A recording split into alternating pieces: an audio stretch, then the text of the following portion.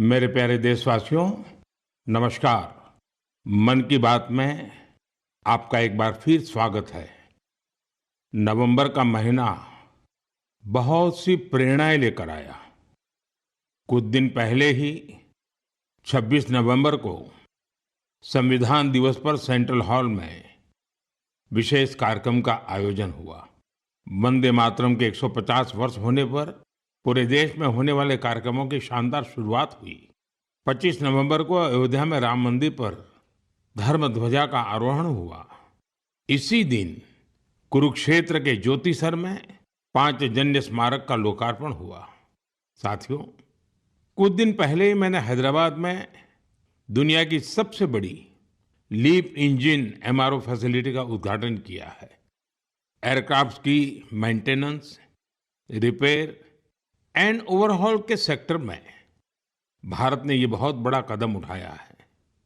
पिछले हफ्ते मुंबई में एक कार्यक्रम के दौरान आईएनएस माहे को भारतीय नौसेना में शामिल किया गया। पिछले ही हफ्ते भारत के स्पेस इकोसिस्टम को स्काई रूट के इन्फिनिटी कैंपस ने नई उड़ान दी है। ये भारत की नई सोच, इनोवेशन और यूथ पावर का प्रतिबिंब बना है। साथियों, कृषि क्षेत्र में भी देश ने बड़ी उपलब्धि हासिल की। भारत ने 357 मिलियन टन के खाद्यान्न उत्पादन के साथ एक ऐतिहासिक रिकॉर्ड बनाया है। 357 मिलियन टन। 10 साल पहले की तुलना में भारत का खाद्यान्न उत्पादन 100 मिलियन टन और बढ़ गया है। खेलों की दुनिया में भी भारत का परचम लहराया है। कुछ दिन पहले ही भारत को कॉमनवेल्थ खेलों की मेजबानी का भी ऐलान हुआ। ये उपलब्धियां देश की है, देशवासियों की है।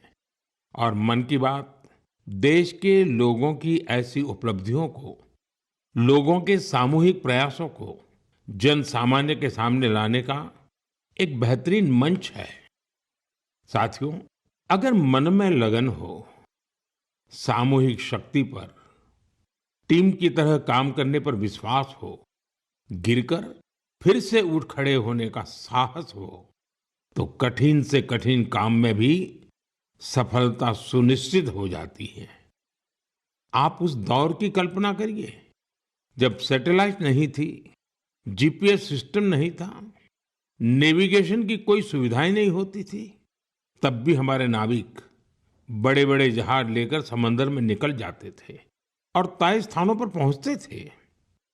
अब समंदर से आगे बढ़कर दुनिया के देश अंतरिक्ष की अनंत ऊंचाई को नाप रहे हैं। चुनौती वहां भी वही है। न जीपीएस सिस्टम है, न संचार की वैसी व्यवस्थाएं हैं।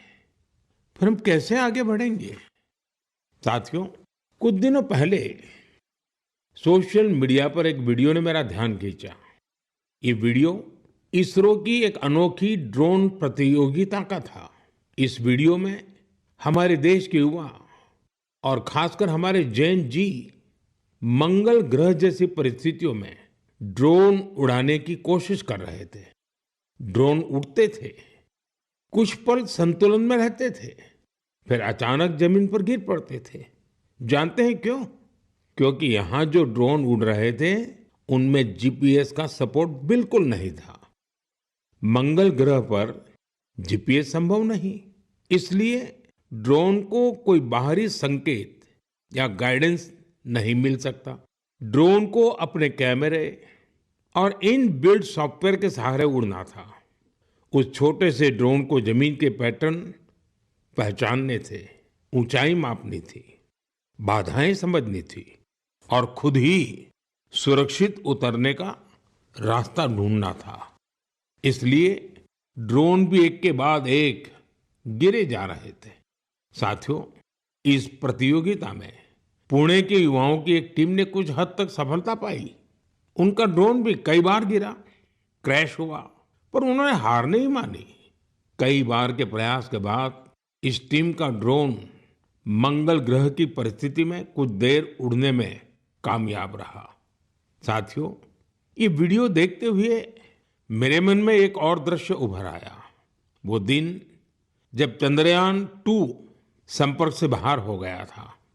उस दिन पूरा देश और खासकर वैज्ञानिक कुछ पल के लिए निराश हुए थे। लेकिन साथियों, असफलता ने उन्हें रोका नहीं। उसी दिन उन्होंने चंद्रयान-3 की सफलता की कहानी लिखनी शुरू कर दी।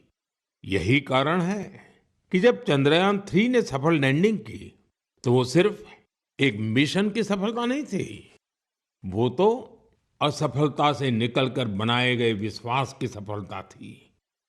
इस वीडियो में जो युवा दिख रहे हैं, उनकी आंखों में मुझे वही चमक दिखाई दी। हर बार जब मैं हमारे युवाओं की लगन और वैज्ञानिकों के समर्पण को देखता हूं, तो मन उत्साह से भर जाता है। युवाओं की यही लगन विकसित भारत की बहुत बड़ी शक्ति है। मेरे प्यारे देशवासियों, आप सभी शहद की मिठास से जरूर परिचित होंगे, लेकिन अक्सर हमें ये नहीं पता चलता इसके पीछे कितने लोगों की मेहनत है, कितनी परंपराएं हैं और प्रकृति के साथ कितना सुंदर तालमेल है। साथियों, जम्मू कश्मीर के पहाड़ी इलाकों में वन तुलसी यानी सुलाई, सुलाई के फूलों से यहाँ की मधुमक्खियां बेहद अनोखा शहद बनाती हैं। ये सफेद रंग का शहद होता है, जिसे रामबन सुलाई हनी कहा जाता है। कुछ वर्षों पहले ही रामबन सुलाई हनी को जीआई टैग मिला है। इसके बाद इस शहद की पहचान पूरे देश में बन रही है। साथियों, दक्षिण कन्नड़ा जिले के पुत्तूर में वहां की वनस्पतियां शहद उत्पादन के लिए उत्कृष्ट मानी जाती हैं। यहाँ ग्रामजन्य नाम की किसान संस्था इस प्राकृतिक उपहार को नई दिशा दे रही है। ग्रामजन्य ने यहाँ एक आधुनिक प्रोसेसिंग यूनिट बनाया। लैब, बॉटलिंग, स्टोरेज और डिजिटल ट्रैकिंग जैसी सुविधाएं जोड़ी गई। अब यही शहद ब्रांडेड उत्पाद बनकर गांवों से शहरों तक पहुंच रहा है। इस प्रयास का लाभ 2,500 से अधिक किसानों को मिला है। साथियों, कर्नाटका के ही तुमकुर जिले में शिवगंगा कालिंजिया नाम की संस्था का प्रयास भी बहुत सराहनीय है। इनके द्वारा यहाँ हर सदस्य को शुरुआत में 2 बी बॉक्सेस दिए जाते हैं। ऐसा करके इस संस्था ने अनेकों किसानों को अपने अभियान से जोड़ दिया है।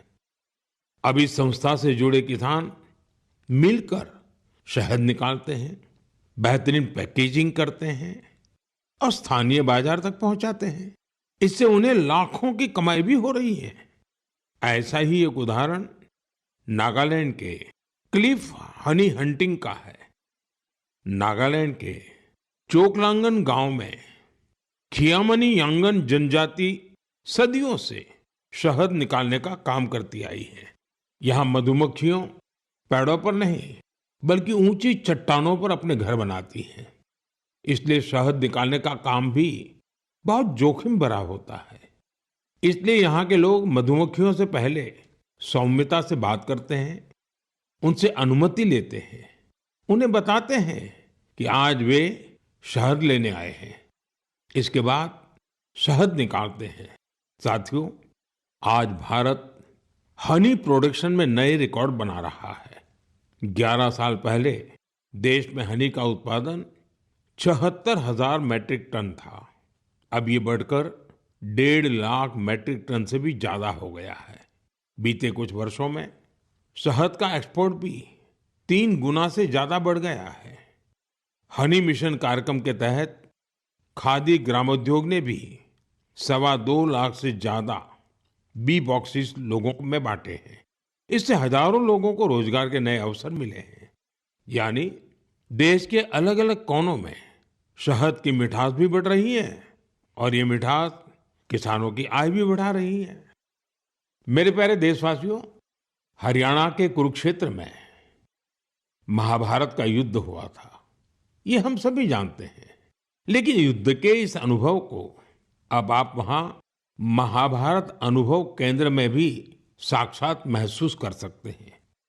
इस अनुभव केंद्र में महाभारत की गाथा को 3D light and sound show और डिजिटल टेक्निक से दिखाया जा रहा है।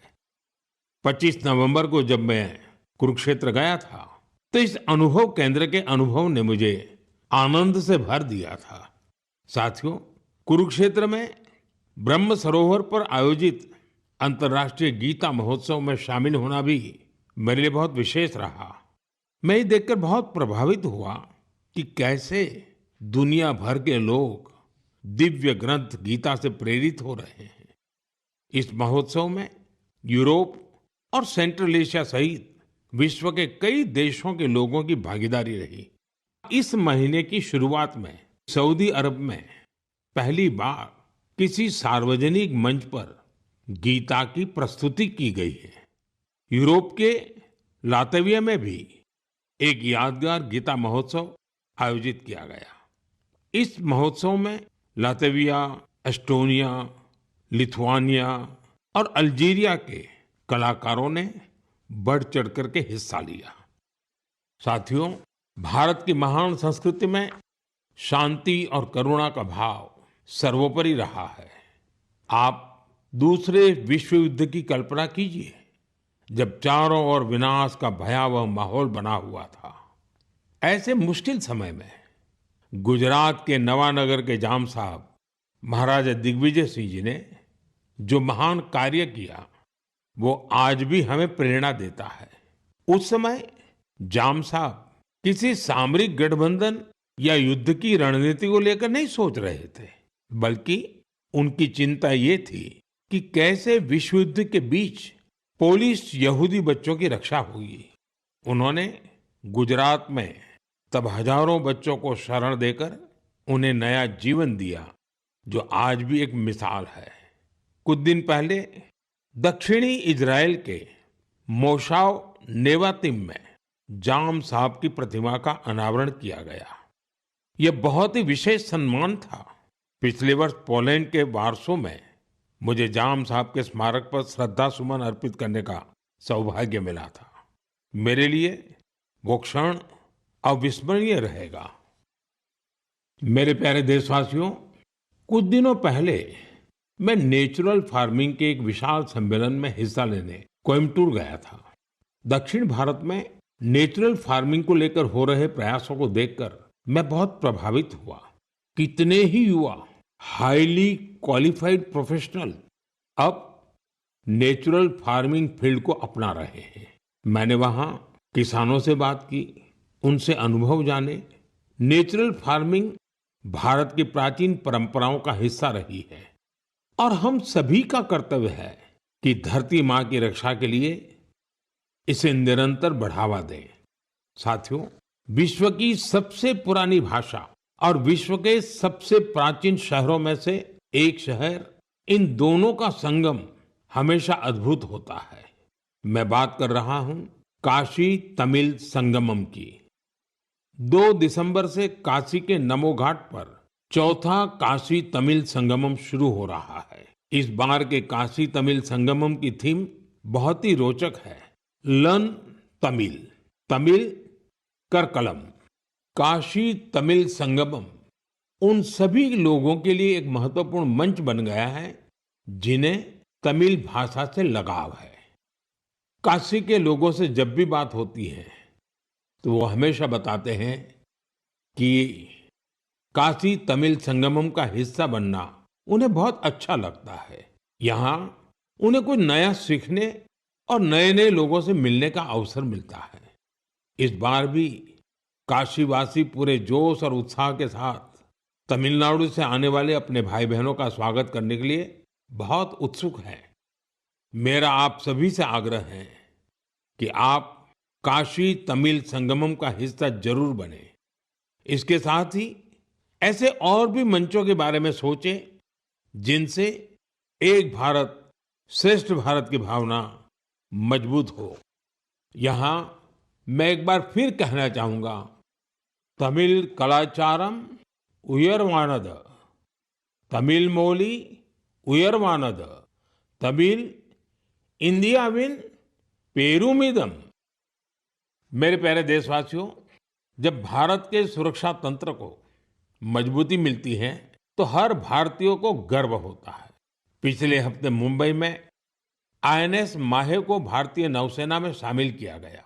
कुछ लोगों के बीच इसके स्वदेशी डिजाइन को लेकर खूब चर्चा रही। वहीं पुडुचेरी और मालाबार कोस्ट के लोग इसके नाम से ही खुश हो गए। दरअसल इसका माहे नाम उस स्थान माहे के नाम पर रखा गया है जिसकी एक समृद्ध ऐतिहासिक विरासत रही है। केरला और तमिलनाडु के कई लोगों ने इस बात पर गौर किया कि इस युद्धपोत का क्रेस्ट, उरुमी और कलारियापट्टू की पारंपरिक लचीली तलवार की तरह दिखाई पड़ता है। ये हम सबके लिए गर्व की बात है कि हमारी नौसेना बहुत ही तेजी से आत्मनिर्भरता की ओर कदम बढ़ा रही है। 4 दिसंबर को हम नौसेना दिवस भी मनाने जा रहे हैं।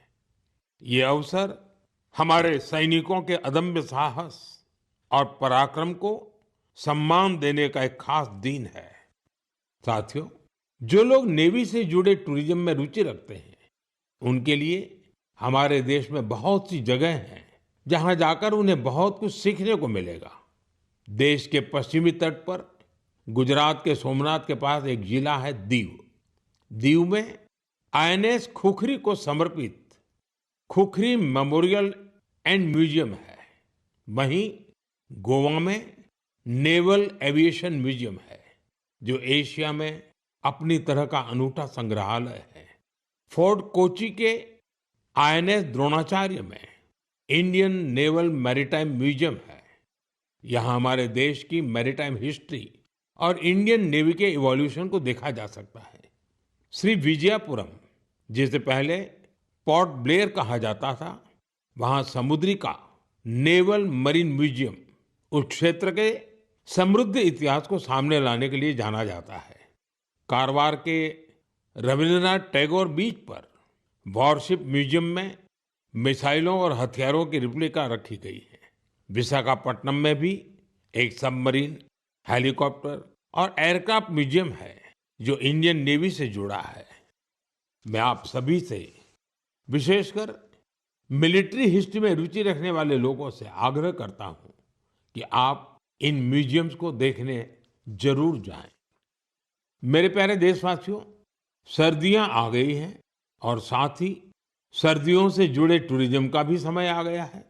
दुनिया के कई देशों ने सर्दियों में होने वाले टूरिज्म को, विंटर टूरिज्म को अपनी अर्थव्यवस्था का बहुत बड़ा आधार बना दिया है।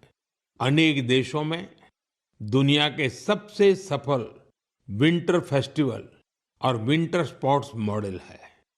इन देशों ने skiing, snowboarding, snow trekking, ice climbing और फैमिली स्नो पार्क्स जैसे अनुभवों को अपनी पहचान बनाया है। इन्होंने अपने विंटर फेस्टिवल्स को भी वैश्विक आकर्षण में बदला है। साथियों, हमारे देश में भी विंटर टूरिज्म की हर क्षमता मौजूद है। हमारे पास पहाड़ भी हैं, संस्कृति भी है और एडवेंचर की असीम संभावनाएं भी हैं। मुझे खुशी है इन दिनों उत्तराखंड का विंटर टूरिज्म लोगों को बहुत आकर्षित कर रहा है। सर्दियों के मौसम में औली, मुनस्यारी, चोपटा और डेहरा जैसी जगहें खूब पॉपुलर हो रही हैं। अभी कुछ सप्ताह पहले पिथौरागढ़ जिले में 14,500 फुट से अधिक की ऊंचाई पर आदि कैलाश में राज्य की पहली high altitude ultra run marathon का आयोजन किया गया था। इसमें देश भर के 18 राज्यों से 750 से ज्यादा एथलीट्स ने हिस्सा लिया था। 60 किलोमीटर लंबी आदि कैलाश परिक्रमा रन का प्रारंभ कड़कड़ाती सर्दी में सुबह 5 बजे हुआ था। इतनी ठंड के बावजूद भी लोगों का उत्साह देखते ही बनता था। आदि कैलाश की यात्रा पर जहां 3 साल पहले तक मात्र 2000 से कम पर्यटक आते थे, अब यह संख्या भी बढ़कर 30,000 से अधिक हो गई है। साथियों, कुछ ही हफ्तों में उत्तराखंड में विंटर गेम्स का आयोजन भी होना है। देश भर के खिलाड़ी, एडवेंचर प्रेमी और खेलों से जुड़े लोग इस आयोजन को लेकर उत्साहित हैं।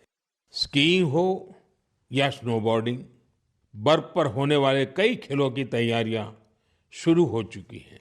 उत्तराखंड ने विंटर टूरिज्म को बढ़ाने के लिए कनेक्टिविटी और इंफ्रास्ट्रक्चर पर भी फोकस किया है। होम स्टे को लेकर नई पॉलिसी भी बनाई गई है। साथियों, सर्दियों में बेड इन इंडिया अभियान की भी अलग धूम होती है। सर्दियों की सुनहरी धूप हो, पहाड़ से उतरते कोहरे की चादर हो, डेस्टिनेशन वेडिंग के लिए पहाड़ भी अब खूब पॉपुलर हो रहे हैं। कई शादियां तो अब खास तौर पर गंगा जी के किनारे हो रही है। साथियों, सर्दियों के इन दिनों में हिमालय की वादियां एक ऐसे अनुभव का हिस्सा बन जाती हैं जो जीवन भर साथ रहता है। अगर आप इस सर्दी में कहीं जाने का विचार कर रहे हैं तो हिमालय की वादियों का विकल्प जरूर रखिएगा। साथियों, कुछ हफ्ते पहले मैं भूटान गया था। ऐसे दौरों में अलग अलग प्रकार के संवाद और चर्चाओं का अवसर मिलता है। अपनी इस यात्रा में मैंने भूटान के राजा, वर्तमान राजा के पिताजी, जो खुद भी पहले राजा रह चुके हैं, वहाँ के प्रधानमंत्री और अन्य लोगों से मुलाकातें की। इस दौरान हर किसी से एक बात जरूर सुनने को मिली। सभी लोग वहाँ बुद्धिस्ट रिलिक्स यानी भगवान बुद्ध के पवित्र अवशेष भेजे जाने को लेकर भारतवासियों का आभार जता रहे थे। मैंने जब भी यह सुना तो मेरा हृदय गर्व से भर उठा। साथियों, भगवान बुद्ध के पावन अवशेषों को लेकर कई अन्य देशों में भी ऐसा ही उत्साह देखने को मिला है। पिछले महीने ही नेशनल म्यूजियम से इन पवित्र अवशेषों को रूस के कलमिकिया ले जाया गया था। यहाँ बौद्ध धर्म का विशेष महत्व है। मुझे बताया गया कि इनके दर्शन के लिए रूस के दूर दराज से भी बहुत बड़ी संख्या में लोग वहां पहुंचे। इन पवित्र अवशेषों को मंगोलिया, वियतनाम और थाईलैंड भी ले जाया जा चुका है। हर जगह लोगों का भारी उत्साह देखने को मिला है। इनके दर्शन के लिए थाईलैंड के राजा भी पहुंचे थे। पूरे विश्व में भगवान बुद्ध के पवित्र अवशेषों के प्रति इस प्रकार का गहरा जुड़ाव देखकर मन भाव विभोर हो उठता है। यह सुनकर बहुत अच्छा लगता है कि कैसे इस तरह की कोई पहल दुनिया भर के लोगों को आपस में जोड़ने का माध्यम बन जाती है। मेरे प्यारे देशवासियों, मैं आप सभी से हमेशा वोकल फॉर लोकल के मंत्र को साथ लेकर चलने की बात करता हूं। अभी कुछ दिनों पहले G20 शिखर सम्मेलन के दौरान जब विश्व के कई नेताओं को उपहार देने की बात आई तो मैंने फिर कहा वोकल फॉर लोकल। मैंने देशवासियों की ओर से विश्व के नेताओं को जो उपहार भेंट किए उसमें इस भावना का विशेष ध्यान रखा गया। G20 के दौरान मैंने दक्षिण अफ्रीका के राष्ट्रपति को नटराज की कांस्य प्रतिमा भेंट की। ये तमिलनाडु के तंजावुर की सांस्कृतिक विरासत से जुड़ी चौलकालीन शिल्पकला का अद्भुत उदाहरण है। कनाडा के प्रधानमंत्री को चांदी के अश्व की प्रतिकृति दी गई। यह राजस्थान के उदयपुर की बेहतरीन शिल्पकला को दर्शाती है। जापान के प्रधानमंत्री को चांदी की बुद्ध की प्रतिकृति भेंट की गई। इसमें तेलंगाना और करीमनगर की प्रसिद्ध सिल्वर क्राफ्ट की बारीकी का पता चलता है। इटली की प्रधानमंत्री को फूलों की आकृतियों वाला सिल्वर मिरर उपहार में दिया। ये भी करीमनगर की ही पारंपरिक धातु शिल्पकला को प्रदर्शित करता है। ऑस्ट्रेलिया के प्रधानमंत्री को मैंने ब्रास उर्ली भेंट की। ये केरला के मन्नार का एक उत्कृष्ट शिल्प है। मेरा उद्देश्य था कि दुनिया भारत के शिल्प, कला और परंपरा के बारे में जाने और हमारे कारीगरों की प्रतिभा को ग्लोबल मंच मिले। साथियों, मुझे खुशी है कि वोकल फॉर लोकल की भावना को देश के करोड़ों लोगों ने अपने जीवन का हिस्सा बना लिया है। इस साल जब आप त्योहारों की खरीदारी के लिए बाजार में गए होंगे तो एक बात आप सभी ने महसूस की होगी, लोगों की पसंद और घरों में आने वाले सामानों में एक साफ संकेत दिखाई दे रहा था कि देश स्वदेशी की ओर लौट रहा है। लोग अपने मन से भारतीय उत्पादों को चुन रहे थे। इस बदलाव को छोटे से छोटे दुकानदार ने भी महसूस किया। इस बार युवाओं ने भी वोकल फॉर लोकल अभियान को गति दी। आने वाले कुछ दिन में क्रिसमस और नए वर्ष पर खरीदारी का नया दौर शुरू होने वाला है। मैं आपको फिर याद दिलाऊंगा, वोकल फॉर लोकल का मंत्र याद रखें। खरीदें वही जो देश में बना हो, बेचे वही जिसमें किसी देशवासी की मेहनत लगी हो। मेरे प्यारे देशवासियों, भारतीय खेलों के लिहाज से ये महीना सुपरहिट रहा है। इस महीने की शुरुआत भारतीय महिला टीम द्वारा आईसीसी महिला विश्व कप जीतने से शुरू हुई, लेकिन उसके बाद भी मैदान पर और ज्यादा एक्शन देखने को मिला है। कुछ दिन पहले ही टोक्यो में डेफ ओलंपिक्स हुए हैं, जहां भारत ने अपना अब तक का सर्वश्रेष्ठ प्रदर्शन करते हुए 20 मेडल जीते हैं। हमारी महिला खिलाड़ियों ने भी कबड्डी वर्ल्ड कप जीतकर इतिहास ही रच दिया। पूरे टूर्नामेंट में उन्होंने बेहतरीन प्रदर्शन करके हर भारतवासी का मन जीत लिया। वर्ल्ड बॉक्सिंग कप फाइनल्स में भी हमारे खिलाड़ियों का प्रदर्शन शानदार रहा, जहां उन्होंने 20 मेडल जीते। साथियों, जिस बात की और भी अधिक चर्चा हो रही है वो है हमारी महिला टीम का ब्लाइंड क्रिकेट वर्ल्ड कप जीतना। बड़ी बात यह है कि हमारी इस टीम ने बिना एक भी मैच हारे इस टूर्नामेंट को जीता है। देशवासियों को इस टीम के हर खिलाड़ी पर बहुत गर्व है। मेरी इस टीम से प्रधानमंत्री निवास पर मुलाकात हुई। वाकई इस टीम का हौसला, उनका जज्बा हमें बहुत कुछ सिखाता है। यह विजय हमारे खेल इतिहास की सबसे बड़ी जीतों में से एक है, जो हर भारतीय को प्रेरित करती रहेगी। साथियों, आजकल हमारे देश में इंड्योरेंस स्पोर्ट्स की एक नई खेल संस्कृति भी तेजी से उभर रही है। इंड्योरेंस स्पोर्ट्स से मेरा मतलब ऐसी स्पोर्ट्स एक्टिविटीज से है जिनमें आपकी लिमिट्स की परख होती है।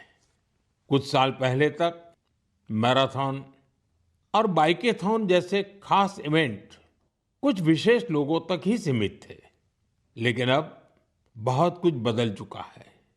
मुझे बताया गया है कि देश भर में हर महीने 1500 से ज्यादा इंड्योरेंस स्पोर्ट्स का आयोजन होता है। इन इवेंट्स में हिस्सा लेने के लिए एथलीट्स दूर दूर तक जाते हैं। साथियों, इंड्योरेंस स्पोर्ट्स का ही एक उदाहरण है आयरमैन ट्रायथलॉन।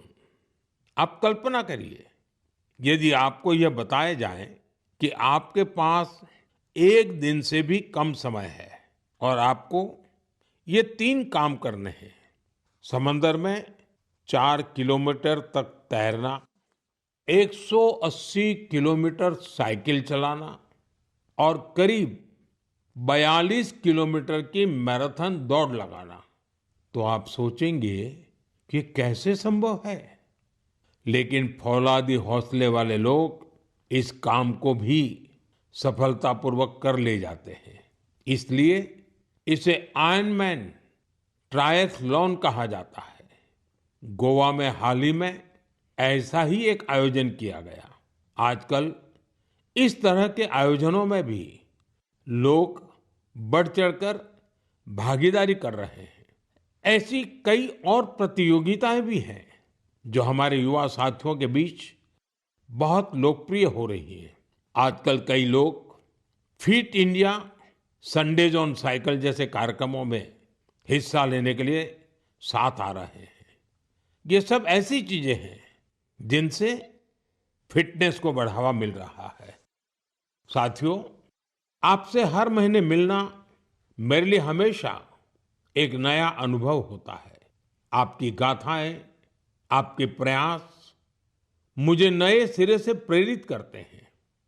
अपने संदेशों में आप जो सुझाव भेजते हैं, जो अनुभव साझा करते हैं, उससे हमें इस कार्यक्रम में भारत की विविधता को समेट लेने की प्रेरणा मिलती है। जब हम अगले महीने मिलेंगे तब 2025 खत्म होने वाला होगा। देश के ज्यादातर हिस्सों में अब ठंड भी तेज होती जाएगी। सर्दियों के मौसम में आप अपना और अपने परिवार का विशेष ध्यान रखें। अगले महीने हम कुछ नए विषयों, नए व्यक्तित्वों की चर्चा जरूर करेंगे। बहुत बहुत धन्यवाद। नमस्कार। Subscribe to One India and never miss an update. Download the One India app now.